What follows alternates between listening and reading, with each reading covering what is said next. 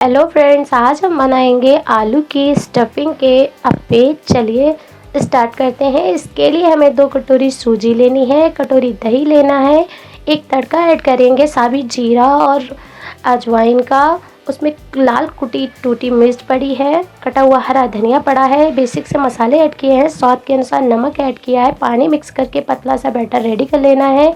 उसके बाद स्टफिंग तैयार करनी है। उसमें भी हमें बेसिक से मसाले डालने हैं, कटी हुई हरी मिर्च, धनिया डालना है, स्वाद के अनुसार नमक डालना है। अप्पे स्टैंड में थोड़ा सा तेल लगा के 1-1 चम्मच पेस्ट डाल देना है। उसके बाद स्टफिंग के पेड़े बना के रख देने हैं।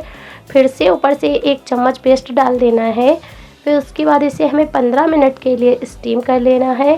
स्टीम करने के बाद अप्पे को हमें नीचे से पलट कर सेक लेना है। देखिए हमारे अप्पे पक चुके हैं, सिक चुके हैं। उसके बाद हम इसकी प्लेटिंग करेंगे। देखिए अप्पे का कलर कितना सुंदर आया है। अप्पे हमारे बहुत ही अच्छे बन के रेडी हुए हैं। Thanks for watching.